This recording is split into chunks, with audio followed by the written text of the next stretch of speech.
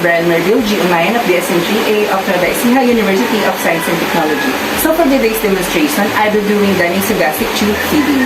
So for the assessment, assess the doctor's order, client's level of consciousness and level of knowledge and understanding, availability and functionality of the needed materials.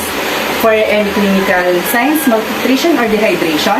Then for allergies to any food in the feeding, if the client is lactose intolerant, check the tube feeding formula and notify the primary care provider and if any compatibility exists. Then for the planning, before commencing to a tube feeding, determine the type and amount of frequency of feeding and intolerance feeding previous feedings. Then for the equipments, correct type of amount of feeding solution. Then 60 ml catheter tip syringe, MSS basin, clean gloves, pH test strip, then large syringe and calibrated plastic feeding bag, then measuring container from which to pour the feeding, then water at room temperature and feeding pump as prescribed. Then for the implementation, prior to performing the feeding, introduce yourself and verify the client using the agency protocol. Explain to the client what you are going to do and why it's necessary. How he or she can participate and inform the client that the feeding should not cause any discomfort but may cause a full feeling of fullness. Then perform hand hygiene and observe the appropriate infection control procedure. Then provide privacy for this procedure if the client desires it. Tube feedings are embarrassing to some people. Then for the assessed tube placement, apply clean gloves and attach the syringe and open end of the tube and aspirate and check the pH.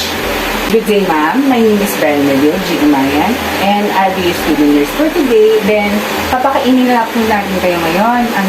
Through tube lang po. Hindi naman po kayo makakaramdam ng any discomfort o pero feeling niya lang po, busog po kayo. Okay po?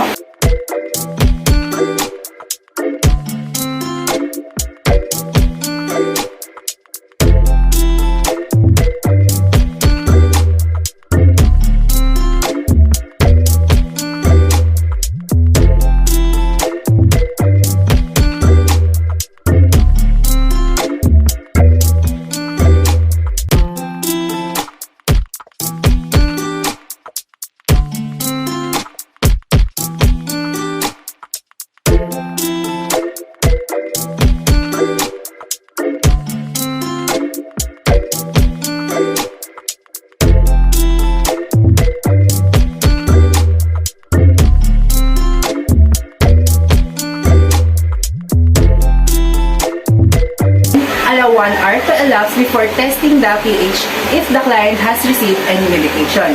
Use a pH meter rather than a pH paper if the client is receiving continuous feeding. Follow the agency policy if the pH is equal to or greater than 6. Then assess the residual feeding contents. If the tube is placed in the stomach, aspirate all content and measure the amount before administering the feeding. Before administering the feeding, check the expiration date of the feeding. Then warm the feeding to room temperature, and the rationale there is an excessively cold feeding may cause abdominal cramps. Then clamp the feeding tube before all the water is spilled. Then the rationale here is clamping prevents air from entering the tube. Then ensure the client's comfort and safety.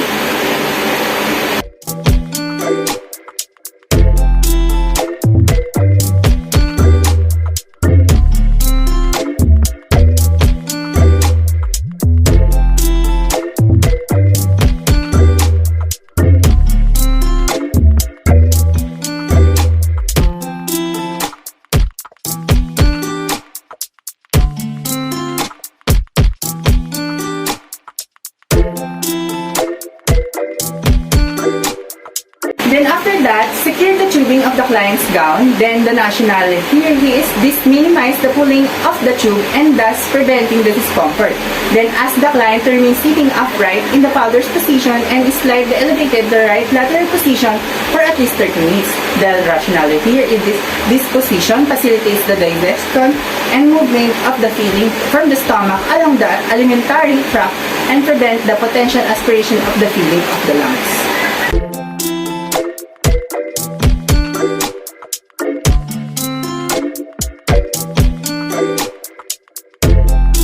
Then for the evaluation, evaluate the patient's response to the procedure, then document the procedure and other important data of the client's chart.